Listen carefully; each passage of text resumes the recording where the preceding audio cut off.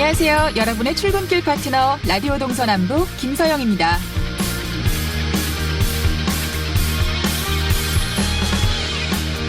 과학자, 대통령, 우주비행사, 미스코리아. 제가 어렸을 때 저나 제 친구들이 가졌던 꿈인데요. 요즘 초등학생들은 꿈도 많이 바뀐 것 같습니다. 희망 직업 1위는 운동선수, 교사와 크리에이터가 그 뒤를 이었습니다. 중학생의 경우는 교사와 의사, 경찰관 순이었고요. 고등학생은 교사, 경찰관, 간호사 순으로 나타났습니다. 교육부와 한국직업능력개발원이 전국 1,200개 초중고 학생과 학부모, 교원을 대상으로 지난 여름 진행한 초중등 진로교육 현황조사 결과인데요. 조금은 예상 밖입니다. 우선 초등학교의 경우 많을 거라고 생각했던 가수나 배우 등 연예인 대신 크리에이터가 그 자리를 대신했고요. 안정적인 직업 1순위로 꼽히는 교사가 많은 건 아무래도 학부모의 의견이 반영됐기 때문이겠죠. 또 중학생들이 의사를 꼽은 반면 고등학생들이 간호사를 꼽은 건 너무 현실적인 것 같아 조금은 씁쓸하네요. 12월 13일 금요일 라디오 동서남북 지금부터 시작합니다. 네, 라디오 동서남북 오늘도 아침 신문으로 시작합니다. 강원일보 이하늘 기자와 전화로 연결돼 있습니다. 안녕하십니까? 네, 안녕하세요. 네, 오늘 첫 번째 소식 들어보겠습니다. 국회에서 내년도 정부 예산안이 통과가 됐는데요. 강원도 야당 국회의원들은 정부 예산에 지역구 사업을 대거 포함시켰는데도 대대적인 홍보에 못 나서는 모습이에요. 예, 맞습니다. 강원도 야당 국회의원들이 지역구 사업비를 확보해 놓았지만 홍보를 못하고 있는데요. 그 이유는 자유한국당이 여당을 향해서 예산안 날치기라고 공세를 펼치고 있는 와중에 성과를 부각시키는 모습이 부자연스럽기 때문인데요. 한국당 김진태 의원은 수열에너지 융복화 클러스터 접속도로 체계 개선 3억 원과 강원대 백령아트센터 안전시설 보완 사업 8억 원 등을 국회 심사 과정에서 증액시켰습니다.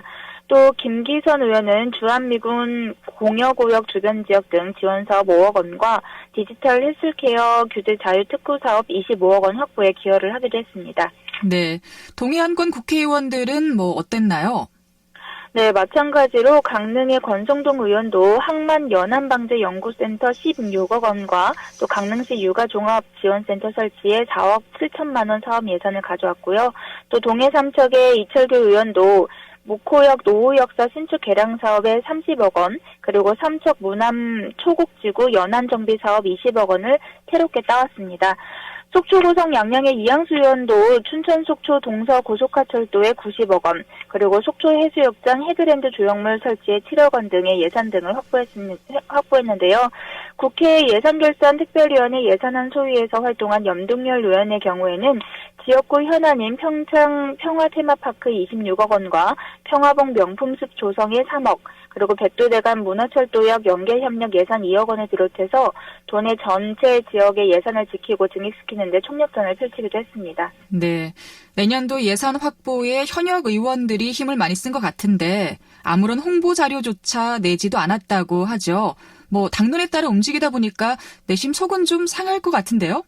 예, 맞습니다. 지난 10일 본회의를 통과한 정부 예산안이 한국당을 제외한 더불어민주당과 바른미래당, 그리고 민주평화당, 정의당, 대한신당이 자체적으로 만든 수정안이기 때문인데요.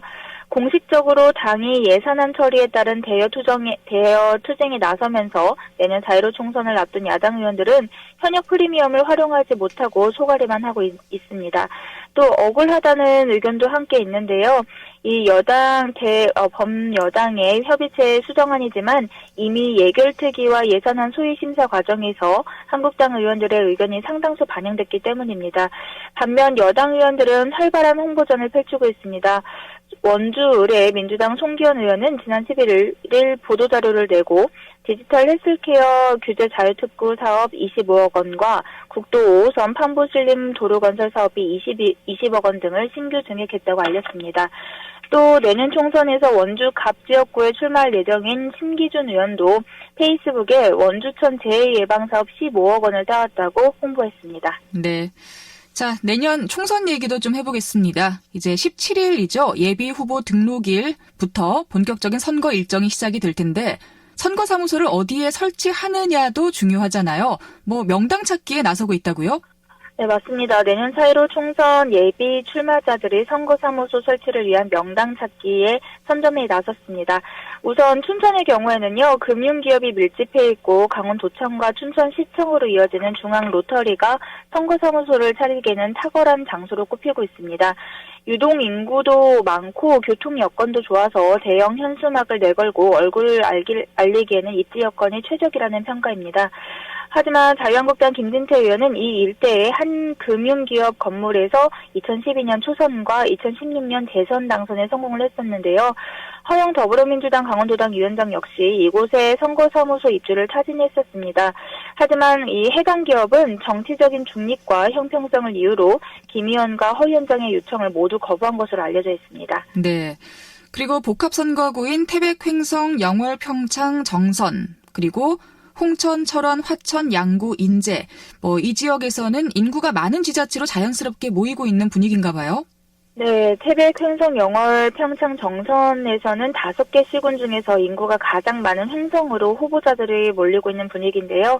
지난 11일 더불어민주당으로 등판해서 출마 선언을 한 원경환 전 서울지방경찰청장과 또 자유한국당 김현식 전 태백시장은 횡성읍 3.1광장 일원에 각각 선거사무소를 구했습니다. 특히 횡성군수 보궐선거에 거의 10명가량이 거론되고 있는데요. 군수 예비후보 등록일인 내년 2월 2일쯤에 횡성읍에서는 선거사무소 개소식이 잇따를 전망입니다. 여기에 무주공산인 홍천, 철원, 화천, 양구, 인제 선거구의 경우에는 예비 출마자들은 인구가 가장 많은 홍천 지역에 선거사무소를 설치하게 되는데요. 또 후원회 사무실도 둘 수 있는데 두 번째로 인구가 가장 많은 철원에 개소한다는 계획을 각각 갖고 있습니다.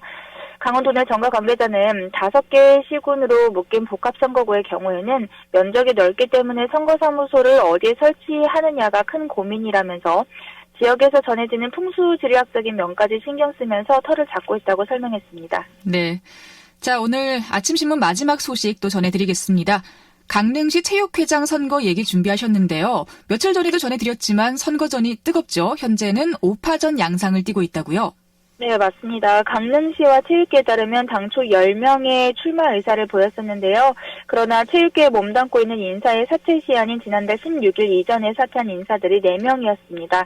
손우성 전 시체육회 부회장과 또 이상복 전 시체육회 이사, 전영중 전 시축구협회 부회장과 최종봉 전 대한볼링협회 부회장 등 4명이 현직 임원으로 활동하다가 물러났는데요.